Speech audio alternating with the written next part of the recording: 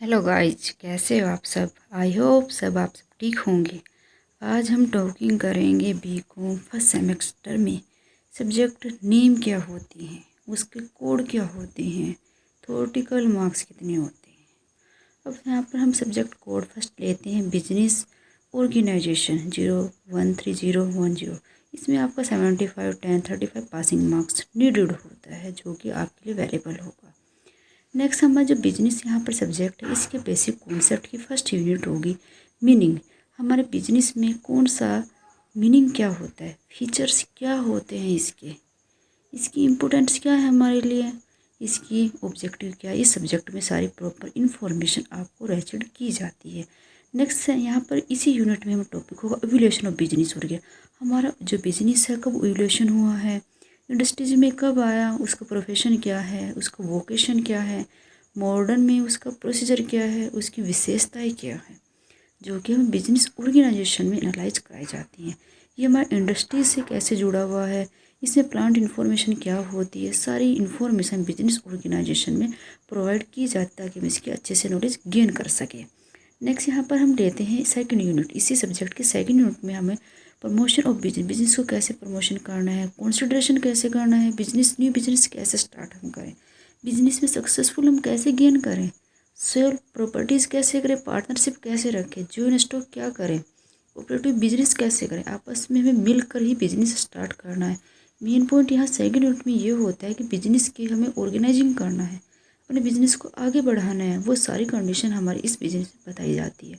कैसे हम बिजनेस को कंसिडरेशन करेंगे, बिजनेस में कैसे सक्सेसफुल गेन करेंगे, हम आपस में मिलकर बिजनेस को कैसे चलाएं, वो भी सेकंड यूनिट में बताया जाता है कि बिजनेस का मेन पर्पज क्या होता है जो हमारे लिए वैल्यूएबल होगा। नेक्स्ट यहाँ पर इसी से सेकंड यूनिट जो होगी उसमें ऑब्जेक्टिव भी बताए जाएंगे हमको कि हमारे बिजनेस के क्या ऑब्जेक्टिव होते हैं, डिटरमाइन क्या होती हैं, इसकी मेरिट क्या होंगी, इसके गुण क्या होंगे, इसकी डीमेरिट क्या होंगी, इसके अवगुण क्या होंगे। इसके नेक्स्ट हमारे प्राइवेट पब्लिक कंपनी क्या होती है, कंपनी एलएलपी क्या होता है, इन सब में भी डिफ्रेंशिएशन बताया जाता है। हमें अंतर समझाया जाता है कि इन सब में अंतर क्या होता है, जो हम ऑर्गेनाइजेशन के सेकंड यूनिट में ही एनालाइज करते हैं। हमारी विशेषताएं क्या होती है, जब हम बिजनेस कर रहे हैं उसमें हमारी विशेषताएं क्या होंगी, हमारे गुण क्या होंगे। हम दोनों में प्राइवेट कंपनी और पब्लिक कंपनी जो होती हैं दोनों में कैसे डिफ्रेंशिएशन को स्टैंडिंग करें, हम कैसे समझें कि कंपनियां सेपरेटली कैसे होती हैं, कंपनी एलएलपी क्या होता है, वो हमें इस टॉपिक में स्टैंडिंग करा दिया जाता है। नेक्स्ट यहाँ पर थर्ड यूनिट में स्टैंडिंग करेंगे कंपनी का लोकेशन क्या है, जहाँ पर हमें कंपनी लगानी है उसकी लोकेशन भी एनालाइज की जाएगी। कंपनी की इम्पोर्टेंस क्या है, कंपनी हमें कहाँ पर प्लांटेड करनी चाहिए, कहाँ पर स्थापित करनी चाहिए, कंपनी का कैसे लेआउट करें हम लोग, कंपनी की इम्पोर्टेंस हमें हमारे लिए क्या वैल्यू रखती है। हमारे कंपनी का मेन पॉइंट रहता है कि आपकी थ्योरीज क्या है लोकेशन की। इस 3 यूनिट में मेन पॉइंट आपका रखा जाएगा कि कंपनी को कहाँ फाउंडेड किया जाए, कहाँ पर स्थापित किया जाए, उसी के रिगार्डिंग हम वर्किंग करते। अगर आपकी कंपनी की लोकेशन बेटर देन होगी तो आपके कस्टमर, आपके सेलर्स, आपके बायर्स सबसे ज़्यादा अट्रैक्टिव होंगे। तो यहाँ पर इस टॉपिक में इस 3 यूनिट में यही हमको स्टैंडिंग कराया गया है कि कंपनी की लोकेशन, आपके प्लांट की लोकेशन क्या होनी चाहिए, कंपनी की लोकेशन का मीनिंग क्या होता है, किस आधार पर हम कंपनी की लोकेशन एनालाइज करें, हम क्या कॉन्सेप्ट चेक करें जहाँ हमें कंपनी की अच्छी चल पाए। और उसी के नेक्स्ट हम चेकिंग करते हैं कि हमारी कंपनी का लेआउट क्या होगा, जो अगर कंपनी की लोकेशन बेटर होगी तो आपके कस्टमर बेटर होंगे, ये तो मैं आपको लास्ट बताया मैंने। इससे आपकी सेलिंग्स भी अच्छी होगी और बायर्स भी आपके पास खरीदने बेचने वाले पर्सन आएंगे। नेक्स्ट 3 यूनिट में इसी में बताया गया है हमें कि प्रिंसिपल सिद्धांत कौन कौन से होते हैं जिससे हम कंपनी में लेआउट करें। इसी यूनिट में हमें बताया जाता है कैसे मेजरिंग करें, हम कैसे इसे मापें, कैसे साइज फैक्टर करें ताकि हमारे कस्टमर बढ़ जाएं। इसी में हमें लास्ट बताया गया था कि कंपनी का लेआउट, कंपनी की लोकेशन, जो कि इस पॉइंट पर भी एनालाइज करी जाती है कि आपके प्रिंसिपल, आपका सिद्धांत देखते हैं कि आपको कंपनी के रूल के अकॉर्डिंग नापना होगा, मेजर करना होगा, वर्किंग करना होगा। उसी में हमें मेरिट और डीमेरिट जो होती हैं, गुण और अवगुण जो होते हैं, उन्हें भी हम एनालाइज करते हैं, उनको भी हम विशेषित करते हैं, तभी हम जाकर किसी कंपनी का कार्य कर पाते हैं। ऑप्टिमाइजेशन साइज देखना पड़ता है हमें, कितनी हेक्टेयर में आपकी प्लांट फाउंडेड की जाए, स्थापित किए जाए आपकी कंपनी, उस कंपनी में आपके वर्कर भी आने चाहिए, आपकी लेबर भी आनी चाहिए। ऐसे पैलेस पर आपको कंपनी को फाउंडेड करना चाहिए। और कंपनी के टाइप भी हम देखते हैं कि कंपनी हम किस टाइप की लगा रही हैं, जो हमें थर्ड यूनिट प्रॉपर एनालाइज करा देती है। नेक्स्ट यहाँ 4 यूनिट के बारे में बात करते हैं। तो 4 यूनिट में बताती है कि बिजनेस में हमें कैसे कॉम्बिनेशन लेकर चलना है, कौन कौन से ऑब्जेक्टिव हम लेंगे, बिजनेस का मीनिंग होता क्या चीज़ है, बिजनेस को हम विशेषित कैसे करें, किस उद्देश्य के लिए हम बिजनेस कर रहे हैं, क्या ऑब्जेक्टिव है, उसके फॉर्म कौन कौन से हैं, काइंड्स ऑफ बिजनेस, बिजनेस के प्रकार कितने होंगे, रिलेशंस, आपका आपस में कैसा रिलेशन होना चाहिए, आपके प्रिंसिपल क्या क्या होंगे। आप बिजनेस में मेरिट और डिमेरिट पर वर्किंग तो कर रहे हैं, लेकिन उसको आपको एनालाइज करना है कि कंपनी के काइंड्स क्या हैं, कंपनी के प्रकार क्या हैं, कंपनी की रिलेशनशिप क्या है। वो सारे पॉइंट हम कंपनी के एनालाइज करते हैं, तभी हमारी कंपनी बेटर देन चल पाती है। नेक्स्ट सब्जेक्ट की टॉकिंग करें हम या स्टैटिक्स की। स्टैटिक्स का भी सेम प्रोसीजर हमारा होता है, जिसमें हम स्टैटिक वर्किंग करते हैं डाटा के ऊपर। इसका कोड है 0130102। थ्योरेटिकल 70 और 25 आपको पासिंग होगी, इंटरनल में 10 मार्क्स, पासिंग आपको टोटल 35 मार्क्स मिनिमम नीडेड होते हैं। इसी के नेक्स्ट हम यहाँ पर बताते हैं कि जो स्टैटिक्स है वो ऐसे वर्किंग करता है कि डाटा को कलेक्ट कर लेता है, डाटा को कलेक्ट करके उसको एनालाइजेशन के पॉइंट बताता है, कैसे डाटा को एनालाइज करना है, कैसे डाटा पर वर्किंग करो, स्टैटिक करता है। स्टैटिक की फर्स्ट यूनिट में बताती इवोल्यूशन ऑफ इंडिया में आपका स्टैटिक कब आया, कब भारत में फाउंडेड हुआ, उसको आपस में contribution of India statics profession, इसे आपस में कैसे डिस्ट्रीब्यूट किया गया, कौन सा डाटा किसको लेना है, कहाँ पर इसकी कितनी नीडेड होगी, वो सारे डायरेक्शन हमें फर्स्ट यूनिट में दिए जाते हैं। इंट्रोडक्शन टू स्टैटिक, जो हमारा स्टैटिक्स है वो अपने आप से परिचित कराता है इस यूनिट में, हमें उसको बताता है, लिमिटेशन बताता, इंपॉर्टेंस बताता है। वो सारे पॉइंट हमें फर्स्ट यूनिट में बता दिए जाते हैं कि क्या वैल्यूएबल है।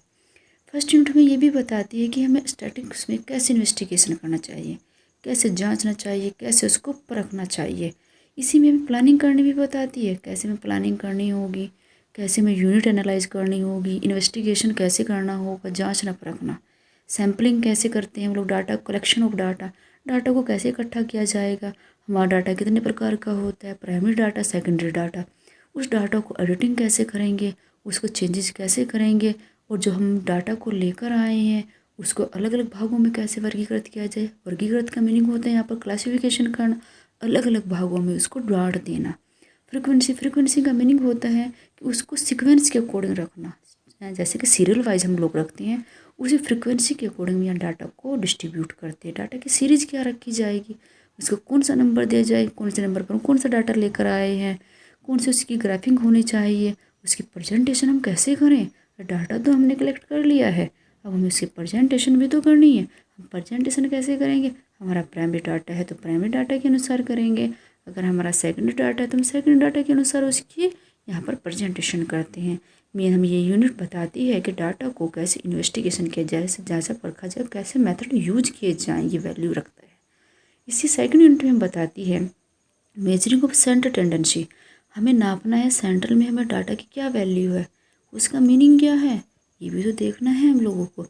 हम यहाँ पर पहला पॉइंट देख टेंडेंसी, उसकी प्रवृत्ति क्या है, जो डाटा हम मेजर कर रहे हैं, जो डाटा हम माप रहे हैं, उसकी कैसी प्रवृत्ति है, अरे वो मीन है, माध्यम है, मीडियन है, मोड है, क्वार्टरली है, डिसेंडली है, ज्योमेट्रिक है, इन सब को देखा जाता है। वो डिफरेंस रेंज में है, क्वार्टरली डिविडेशन है, मीन डिविडेशन है, स्टैंडर्ड डिविडेशन है, इट्स कोफिशिएंट है, कोएफिशिएंट वेरिएशन है, वेरिएशन टेस्ट है, या सीक्वेंस है, डिसिप्लिन है, इट्स इम्पोर्टेंस। इन सब पॉइंट को हम डाटा की टेंडेंसी में चेक करते हैं। जैसे हम किसी व्यक्ति की प्रवृत्ति एनालाइज कर लेते हैं, उसी प्रकार से यहाँ पर हम डाटा की भी प्रवृत्ति हमें एनालाइज करनी होती है। हम डाटा किस प्रकार का कलेक्ट कर के लेकर आए हैं, उसे कैसे फाइंड आउट करेंगे, हम उसका मीन निकालें, हम उसकी माध्यिका निकालें, माध्यम निकालें, माध्यमिका निकालें, कैसे उसे फाइंड आउट किया है, ये हमें सेकंड यूनिट प्रॉपर से समझा दी जाती है कि यूनिट का वर्किंग। अब यहाँ पर नेक्स्ट हमारी जो थर्ड यूनिट आती है वो कोरिलेशन के बारे में बताती है। कोरिलेशन होता क्या है, अरे इसका मीनिंग क्या होगा, जो हम स्टैटिक्स में यूज करते हैं, कितने टाइप की हमारा डिग्री कोरिलेशन होता है, कैलिब्रेशन कहते हैं हम कोफिशिएंट का भी प्रयोग करते हैं इसमें। कोरिलेशन क्या है, स्प्लिट मार्क्स रैंक होती है, रैंक के अकॉर्डिंग में डाटा एनालाइज करना होता है। यहाँ पर कोफिशिएंट कोडिशन जो होता है मोस्ट वैल्यूएबल वर्किंग होगा, कितने एरर हैं जो डाटा एनालाइज कर कर लेकर आए हैं, उसमें हमारे एरर कितने हैं, हमारी वर्किंग कितनी है, वो सब हमें इस पॉइंट में देखा जाता है। कोरिलेशन का मेन जो हम स्टार्टिंग में देखते हैं, इसकी एप्लीकेशन क्या है, किस पर हम वर्किंग कर रहे हैं, टाइप्स कितनी है, डिग्री कितनी है। कैलिब्रेशन हम इस पॉइंट पर बताते हैं कि कोफिशिएंट जो हम वर्किंग करते हैं वो मोस्ट वैल्यू रखता है। स्पीयरमैन भी इस पॉइंट को लेकर बताते हैं कि आप कोरिलेशन क्या होता है स्टैटिक्स में जो वर्किंग करता है, इसके बिना हमारा कोई भी वर्किंग पॉसिबल नहीं होता स्टैटिक्स में। 4 इंट बताती है हमें प्राइस इंडेक्स नंबर, हमारा प्राइस इंडेक्स क्या होगा, फिक्स्ड मेथड कैसे यूज करें हम, जब हमें डाटा निकालना है तो फिक्स्ड मेथड भी तो होना चाहिए। चेन मेथड क्या होगा, चेन मेथड भी एनालाइज किया जाएगा, बेस कन्वर्सेशन भी देखा जाएगा आपका। स्पेलिंग कंज्यूमर प्राइस, हमारा कस्टमर हमारे से कैसे इम्प्रेसिव हो रहा है, हमारा फीस, यहाँ पर फीस जो है इंडेक्स नंबर फीसर जो होता है बताते हैं कि मेरे अकॉर्डिंग कैसे फीसर को फाइंड किया जाएगा। आइडियल इंडेक्स नंबर, हम आइडिया लेकर कुछ नंबर निकालते। टेस्ट टाइम, हम टाइम के अकॉर्डिंग भी कुछ सीरीज फाइंड आउट करते हैं जिनका फैक्चर वैल्यूएबल होता है। नेक्स्ट यहाँ पर इसी यूनिट में बताया जाता है हमको 4 यूनिट में भी डाटा को analysation of time series, time series क्या होती है, जब हम टाइम सीरीज निकाल रहे हैं उसको कैसे विश्लेषित करें, इसका मीनिंग क्या है टाइम सीरीज का, इसकी इम्पोर्टेंस क्या है, कैसे हम इस पर वर्किंग करेंगे, कंपोनेंट्स क्या होंगे हमारे टाइम सीरीज के, इसके हमारा डिकम्पोजिशन क्या होगा, टाइम सीरीज का मूविंग कैसे करेंगे, हम टाइम सीरीज को चलाएं कैसे, अरे उसका एवरेज भी तो निकालना है टाइम सीरीज का, हमें वो भी तो एनालाइज करना है। कौन से मेथड यूज करें हम, कौन से मेथड यूज करें ताकि हमारा डाटा अच्छे से एनालाइज हो जाए। मेन 4 यूनिट आपको यही बताती है कि एनालाइजेशन ऑफ टाइम सीरीज कैसे वर्किंग करता है। इसी के रिगार्डिंग हम स्टैंडिंग करते हैं लिस्ट ऑफ स्क्वायर, इसको हम स्क्वायर लीड में निकालते हैं जो 4 यूनिट में प्रॉपर स्टैंडिंग करा देती है। नेक्स्ट सब्जेक्ट की बात करें हम यहाँ पर, ये 2 सब्जेक्ट होते हैं जो हमारे नेसेसरी होते हैं, इनमें से कोई एक सब्जेक्ट आपको सिलेक्ट करना होता है। ये तो आप बिजनेस कम्युनिकेशन सेलेक्ट कर लीजिए, इसका कोड 01300103, या फिर इंट्रोडक्शन टू कंप्यूटर एप्लीकेशन ले लीजिए। सेम दोनों में पासिंग मार्क्स आपको 35 मिनिमम नीडेड होंगे। इन दोनों सब्जेक्टों में से हम एक सिलेक्ट करना होता है और एक में पास होना नेसेसरी होता है। ये हमें चॉइस के सब्जेक्ट होते हैं। बिजनेस कम्युनिकेशन में क्या होता है, आपको बिजनेस के बारे में बातचीत करनी बताई जाएगी। इंट्रोडक्शन टू कंप्यूटर एप्लीकेशन में आपको क्या बताया जाएगा, भाई आपका जो कंप्यूटर है उसके बारे में प्रॉपर नॉलेज दी जाएगी। इसीलिए ये बीकॉम में सब्जेक्ट चॉइस में रखा गया है। अगर आप दोनों में से एक सब्जेक्ट आपको लेना नीडेड होता है, इनमें थ्योरेटिकल 75 भी होता है, 75 से आपको 25 पासिंग चाहिए होती हैं, इंटरनल से 25 में से 10, टोटल हम एनालाइज करते हैं 35 आपको पासिंग मार्क्स की आवश्यकता पड़ती है दोनों में से किसी एक सब्जेक्ट में। यहाँ पर फर्स्ट सब्जेक्ट की बात करें बिजनेस कम्युनिकेशन की फर्स्ट यूनिट की, बिजनेस कम्युनिकेशन की फर्स्ट यूनिट में बताती है कि बिजनेस में जो हम बात करते हैं वो हमारे लिए कितनी इम्पोर्टेंट होती है। किसी से कोई बात कर रहे हैं, कम्युनिकेशन कितने प्रकार का होता है, कम्युनिकेशन का मीनिंग क्या है, मेन कम्युनिकेशन का मीनिंग यहाँ पर होता है कि बातचीत, आपस में बातचीत करना। इसमें डिफ्रेंशिएशन क्या होता है, ब्रीज कम्युनिकेशन को हम शॉर्ट कैसे करें, संक्षिप्त में बात कैसे करें, कैसे हम इसके टाइप्स को एनालाइज करें, कल्चर के अनुसार हम कैसे छोटा या संक्षिप्तली कम्युनिकेशन यूज करें, ऑर्गेनाइजेशन में कैसे कम्युनिकेशन यूज करें, फिजिकली कैसे संक्षिप्त में हम कम्युनिकेशन यूज करें, वर्बल कम्युनिकेशन क्या होता है, वर्बल कम्युनिकेशन क्या होता है, जिसको हम हिंदी में मौखिक अमौखिक भी बोलते हैं, वो सब कम्युनिकेशन हमें फर्स्ट यूनिट में समझाए जाते हैं। अब यहाँ फर्स्ट यूनिट में ही नेक्स्ट टॉपिक होता है टेक्नोलॉजी इन बिजनेस कम्युनिकेशन। हम बिजनेस में जो टेक्नोलॉजी यूज कर रहे हैं वो कौन सी टेक्नोलॉजी है बातचीत करने की, लाइक ईमेल, आजकल हम क्या करते हैं ईमेल का प्रयोग करते हैं, वो एक टेक्नोलॉजी है जिससे हम कम्युनिकेशन कर रहे हैं। टेक्स्ट मैसेज, हम टेक्स्ट मैसेज भी करते हैं, हम क्या करते हैं एवरी टेक्निक यूज़ कर, जैसे आपने कॉन्फ्रेंसिंग कर लिया है, सोशल नेटवर्किंग कर लिया है, इम्पोर्टेंट रखती है आपके लिए। ई communication non verbal stuff use करते हैं, जैसे बॉडी कम्युनिकेशन हो गया। ये सब भी आपको कम्युनिकेशन के बाद जितनी भी टेक्निक्स होती हैं वो फर्स्ट यूनिट में बताई जाती हैं कि कम्युनिकेशन को हम वीडियो कॉल से भी कर लेते हैं, कॉन्फ्रेंस से भी कर लेते हैं, ईमेल भी करते हैं। वो सारी टेक्नोलॉजी है हमारी, वो टेक्नोलॉजी में बताती है कि कम्युनिकेशन को कैसे इफ़ेक्टिव बनाया जाए ताकि हमारा बातचीत करने का जो तरीका बहुत अच्छा हो सके। इससे हमारा बिजनेस भी अच्छा है और टॉकिंग भी अच्छी होगी। अब यहाँ पर नेक्स्ट यूनिट बात करते हैं नॉन वर्बल एक्सेप्टेशन कम्युनिकेशन, जो हमें बताती है बिजनेस के काइंड्स कितने होते हैं। बिजनेस को सुनना, उसको समझना ज़रूरी होता है। कौन कौन से सिद्धांत है जिस पर हमारा बिजनेस वर्किंग कर रहा है, कौन कौन सी राइटिंग हमारी है, कौन कौन से हमारे इंटरव्यू हैं, स्किल्स टेस्ट क्या हैं, हमें कैसे रिज्यूम बनाना है, हमें कैसे वहाँ पर एप्लीकेशन लगानी है, लेटर कैसे बनाकर तैयार करना है, हम जो कम्युनिकेशन कर रहे हैं उसमें ईमेल कैसे लिखी जाएगी, वीडियो कॉन्फ्रेंस कैसे होगा, वो सारे पॉइंट की एक्सेप्टेशन हमें बताई जाती है कम्युनिकेशन में।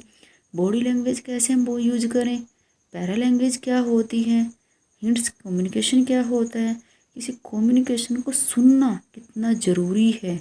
अगर आप कम्युनिकेशन को सुनोगे नहीं, लिसनिंग पावर बेटर देन नहीं होगी, तो आप समझ लीजिए आपका कम्युनिकेशन बेटर नहीं है। हमें कम्युनिकेशन को इतना इफेक्टिव बना देना है कि उसके एवरी पॉइंट को एनालाइज किया जाए। एवरी पॉइंट को एनालाइज करने से हमें क्या पता चलता है कि हमारा कम्युनिकेशन कितना इफेक्टिव है और नेक्स्ट पर्सन हमारे से इफेक्टिव हो रहा है या नहीं हो रहा, कम्युनिकेशन ही बताता है। इसी यूनिट में बताया जाता है कम्युनिकेशन में जो बिजनेस है हमारा, उसकी लैंग्वेज, उसकी प्रेजेंटेशन, अपने आप को प्रस्तुत करना है, कैसे प्रस्तुत करोगे उसको, तो वो भी तो बताया जाता है इसमें। इसी में नेक्स्ट बताया जाता है इसकी बिजनेस में जो लैंग्वेज होती है वो क्यों इम्पोर्टेंट होती है, क्यों वैल्यू रखती हो आपके लिए। वोकैबुलरी होती है, वर्ड्स होते हैं, ओरल प्रेजेंटेशन भी दी जाती है। ओरल प्रेजेंटेशन की क्या विशेषताएं होंगी, आप प्रेजेंटेशन तैयार कर रहे हो, सपोजिंग एक एग्जांपल ले लीजिए, आप अपने आप को प्रस्तुत करोगे तो आपके अंदर कुछ तो क्वालिटी होनी चाहिए। ऐसे हम बिजनेस की कोई डाटा को, किसी रिपोर्ट को प्रस्तुत करेंगे, उसमें कुछ क्वालिटी होनी चाहिए, कुछ एम होने चाहिए, उसी के रिगार्डिंग उसे वहाँ पर प्रेजेंट करते हैं। यही पॉइंट हमारे प्रेजेंटेशन के होते हैं, हम उसे प्लानिंग करते हैं, उसका स्ट्रक्चर तैयार करते हैं। ऐसे पॉइंट आपका पावर पॉइंट होता है, आपने कंप्यूटर में देखा भी होगा, पावर पॉइंट का होता है जिसमें आपकी स्लाइड बनाई जाती हैं, फिर हम उसको प्रोजेक्ट करते हैं। देखिए हमने कितनी अच्छी स्लाइड बनाई है। इस स्लाइड में हमारा फर्स्ट टॉपिक लिया जाएगा जो आपको स्टैंडिंग कराएगा कि ओनली बिजनेस में टॉकिंग कैसे करनी है, विजुअल ऐड कैसे दें ताकि आपका बिजनेस अच्छा बन सके। उसी प्रेजेंटेशन में आप ऐड भी यूज करोगे ताकि देखने वाले पर्सन को लगे कि इस बंदे ने, इस पर्सन ने अपने जो प्रेजेंटेशन बनाई है वो अच्छे से सूटेबल है और स्टैंडिंग करने की कैपेसिटी है, और एक एक पॉइंट उसमें क्लियर बताया जाता है। इसी पॉइंट को हम प्रेजेंटेशन से बनाते हैं और इम्पोर्टेंस क्या है प्रेजेंटेशन की, ये पॉइंट इस यूनिट में ही बता दिया जाता है आपको क्यों वैल्यूएबल होती है हमारे लिए प्रेजेंटेशन। और बिजनेस की एक लैंग्वेज भी है, विदाउट बिजनेस की लैंग्वेज की हम कोई भी कम्युनिकेशन नहीं कर सकते। ओरल हो आपका कम्युनिकेशन डिपेंड करता है, ओरल है इमोरल है आपका, डिपेंड तो उसी पर वर्किंग करेगा।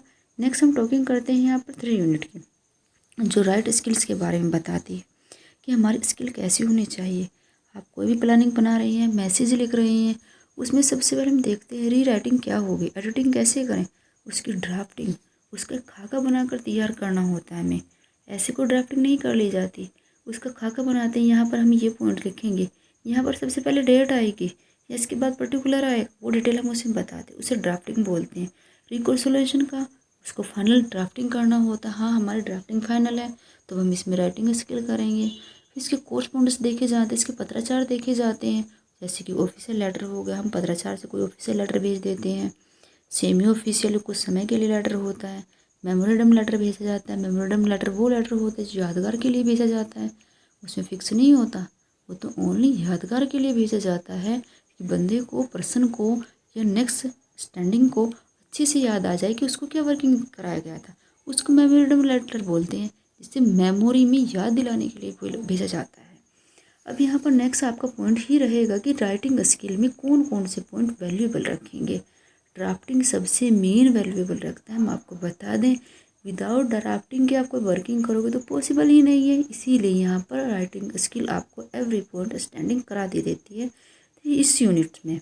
नेक्स्ट हम 4 यूनिट की बात करें कम्युनिकेशन की। ये यूनिट आपको बताती है कि जो रिपोर्ट हमने बनाकर तैयार की है बिजनेस के रिगार्डिंग, जो भी रिपोर्ट हमने बनाई है उसको कैसे आइडेंटिफाई करें, उसको कैसे डिफाइंड करें, ये भी तो तरीका हमारे पास होना चाहिए। हमने कोई रिपोर्ट तो बना दी है, लेकिन हम उसे आइडेंटिफाई नहीं कर पा रहे हैं कितने टाइप्स की रिपोर्ट होती है, उसको डिफाइंड करना है। इसके स्टेप कौन कौन से होंगे, कैसे आपने रिपोर्ट को लिखा है, उस रिपोर्ट का मीनिंग भी क्लियर होना चाहिए, उसका फॉर्मेट, उसकी रिक्वायरमेंट क्या क्या है, वो सारे पॉइंट आपको इसमें 4 यूनिट बता दिए जाते हैं कि रिपोर्ट के रिगार्डिंग एवरी पॉइंट एनालाइज कराया जाता है। अब नेक्स्ट यहाँ पर हम टॉकिंग कर लेते हैं, सब्जेक्ट है इंट्रोडक्शन टू कंप्यूटर एप्लीकेशन। इसमें क्या होता है, मैं कंप्यूटर के इंट्रोडक्शन के बारे में बताया जाता है। जो फर्स्ट यूनिट में कहा गया है कंप्यूटर के एलिमेंट्स क्या होते हैं, कितनी जनरेशन होती है कंप्यूटर की, कंप्यूटर का कैसा वातावरण होता है, कंप्यूटर की क्या लैंग्वेज होती है, अरे कंप्यूटर जो हम चला रहे हैं उसके बारे में सिस्टम नंबर क्या होता है, कंप्यूटर का कोड क्या होता है, कंप्यूटर के एक एक पॉइंट की नॉलेज, बेसिक नॉलेज जो होती है हमें यूनिट फर्स्ट इंट्रोड्यूस करा देती है कि कंप्यूटर की वर्किंग क्या है जो हमारे लिए वैल्यूएबल होंगे। अब ये सेकंड यूनिट बताती है कंप्यूटर की रिविलेंस ऑफ डाटा, जो डाटा आपने मैनेज करके लिखा है उसको किससे ऐसे सिस्टम से एंटरप्राइज करोगे, एप्लीकेशन कैसे बनाओगे डीबीएमएस में, कैसे नेटवर्किंग चलाओगे, ये पॉइंट भी तो हमें देखना होता है। वो हमें सेकंड यूनिट बताती है कि आपका नेटवर्क कैसे वर्किंग कर रहा है, उसका पॉसिबिलिटीज़ क्या होगा, उसके रिलेशंस क्या होंगे, डाटा बेस का एप्लीकेशन कैसे तैयार करेंगे हम, वो हमें फर्स्ट सेकंड यूनिट बता रही है। इसीलिए हमारे कंप्यूटर की प्रॉपर जो नॉलेज होती है वो फर्स्ट यूनिट देती है। सेकंड यूनिट हमें कंप्यूटर में सिस्टम के एप्लीकेशन अदर वर्किंग के बारे में एनालाइज करा देती है डीबीएमएस सिस्टम से। यहाँ पर 3 यूनिट हमें बताती है कि जो डाटा हम वर्किंग करें उसकी लैंग्वेज क्या होगी, उसका प्रोसीजर क्या होगा, फाइल स्ट्रक्चर कैसे बनाएंगे हम लोग, कैसे मास्टर डाटा के ट्रांजैक्शन करें, कैसे डेवलप करें अपने डाटा को, प्रोसीजर क्या होगा हमारा, सिस्टम बिजनेस क्या ऑर्गेनाइजेशन किया जाए, जो आपको थर्ड यूनिट एनालाइज कराती है कंप्यूटर के बारे में, आपको प्रॉपर अंडरस्टैंडिंग कराती है 3 यूनिट। 4 यूनिट बताती है कि वर्ड प्रोसेसिंग कैसी होनी चाहिए, वर्ड प्रोसेसिंग का मीनिंग क्या होता है, 4 यूनिट बताती है हमें। जो हम वर्ड लिख रहे हैं कैसे क्रिएटिविटी करेंगे, उसको कैसे एडिट करें, कैसे उसकी प्रिंटिंग निकालें, वो सारे आपको लैन वैन सब आपको 4 यूनिट में समझा दिया जाता है क्या वैल्यू है। अब आता है यहाँ पर को curriculum subject food nutrition, same 35 marks needed होंगे पासिंग के लिए, जो वैल्यूएबल होंगे आपके लिए। अब इसकी फर्स्ट यूनिट बताती है कि कॉन्सेप्ट क्या क्या होने चाहिए फूड न्यूट्रिशन के लिए। हमारी बॉडी नीडेड होती है, हेल्थ इज वेल्थ, अगर आपकी हेल्थ अच्छी होगी तभी आप वर्किंग कर पाओगे। यहाँ पर उसी के बारे में फर्स्ट यूनिट बताया गया कि हमें डाइटिंग सिस्टम कैसा होना चाहिए, फूड की प्रॉपर नॉलेज आपको फर्स्ट यूनिट में दी गई है। सेकंड यूनिट बताती है आपको सोर्सेज कैसे होने चाहिए, आपके फैक्ट्स के, आपके मिनरल क्या क्या होने चाहिए, जो लंच आप यूज़ कर रहे हो उसमें कितने आपके आयरन होने चाहिए, विटामिन कितने होने चाहिए, आपके वाटर लेवल क्या होना चाहिए, वो आपको सेकंड यूनिट प्रॉपर आपके फंक्शंस के बारे में बता देती है। 3 यूनिट बताती है हमें डेली कितनी न्यूट्रिशन लेना चाहिए, 1000 लेना कितनी रिक्वायरमेंट है, कितनी हमारी बॉडी के लिए ज़रूरी है, कितना ज़रूरी नहीं है, आपके मंथ, आपको जब बर्थ हुआ कितने मंथ की एज हो गई है, उस सब के अकॉर्डिंग हमें अपनी डाइट लेनी चाहिए। वो 3 यूनिट हमें प्रॉपर स्टैंडिंग कराती है कि डाइट प्लानिंग क्या होगा। 4 यूनिट बताती है कि कॉमन डिजीज़ क्या होती हैं, बीमारियों से कैसे बचा जाए, हाई ब्लड प्रेशर कैसे होता है, लो ब्लड प्रेशर क्या होता है, हमारी बॉडी की इम्यूनिटी पावर क्या होगी, कैसे हम उसको स्ट्रॉन्ग करें, कौन से हम मिनरल्स यूज़, कौन से विटामिन, कौन सी डाइट हम लें ताकि हमारी बॉडी स्ट्रॉन्ग हो सके और उसकी जो कैपेसिटी है वो बढ़ जाए, ताकि हमारे रोगों से लड़ने की क्षमता बढ़ सके। ये हमारी ये 4 यूनिट प्रॉपर हमें डाइटिंग के बारे में बताती है। हम बीकॉम के ऑल सब्जेक्ट के बारे में स्टैंडिंग कर चुके हैं। यहाँ पर हमारा फूड न्यूट्रिशन जो सब्जेक्ट होता है वो कंपलसरी सब्जेक्ट है, उसमें पासिंग होना भी आपके लिए बहुत ज़रूरी होगा, जो आपके लिए एक वैल्यूएबल टॉपिक रखा जाएगा। इसमें आपके नेशनल इंटरनेशनल प्रोग्रामिंग सारी पॉलिसी आपको बता दी जाती है। डेयरी न्यूट्रिशन क्या होंगे जो आपके लिए वैल्यूएबल होंगे, मिनिमम जो आपकी वैल्यू फूड वैल्यू होगी वो क्या होगी आपकी बॉडी के लिए, आप वर्किंग क्या कर रहे हो, कितना नीडेड है, एक चार्ट प्लान बनाकर तैयार कर दिया जाता है, जिसके लिए हमारी वैल्यू होती है कि चार्ट प्लान के ऊपर हम डाइट लेते हैं तो हमारी बॉडी अच्छे से वर्किंग कर पाती है। क्योंकि जितना वीडियो अच्छी लगी हो आपको लाइक और सब्सक्राइब ज़रूर करें, आपको नेक्स्ट वीडियो होती रहेगी।